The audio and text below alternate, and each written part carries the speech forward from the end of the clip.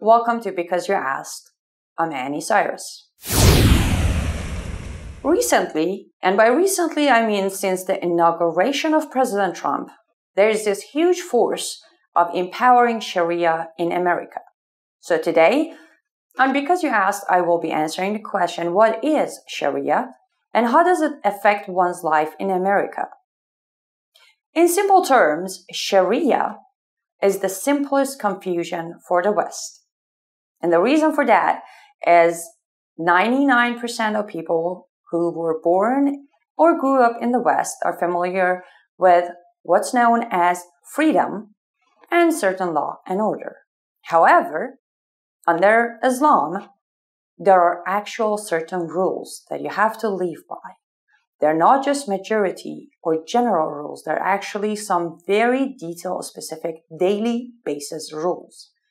And those rules are called Sharia, in translation to English, Islamic laws.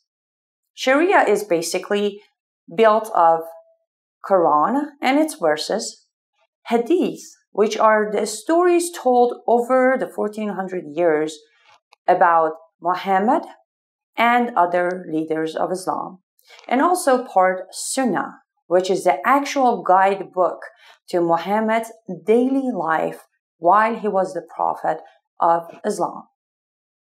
So putting all those three together makes Sharia. And it is mandatory for every Muslim of any type or from any country to follow Sharia with their daily life. As I said, the reason it's a little confusing for people of the West is because here in the West, especially in America, nobody dictates our daily life and we don't have to follow certain rules. We do have freedom based on our Constitution.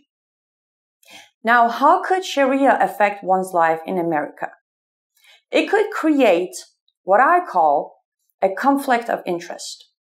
As a Muslim, if you decide to follow Sharia, you would have a very limited life.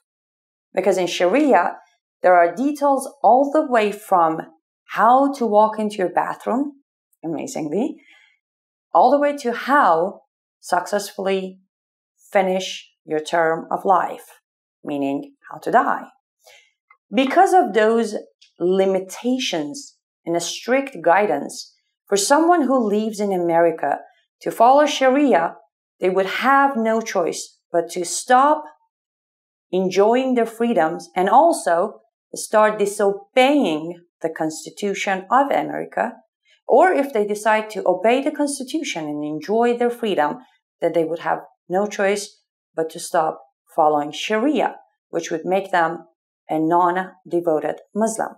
So most of the people in America who come here from other countries who were raised as Muslim always have that conflict. And the hard part is where they need to find a common ground, which is almost impossible to find, to assimilate into American lifestyle and still be a devoted Muslim. This conflict has been going on, unfortunately, for over 1,000 years.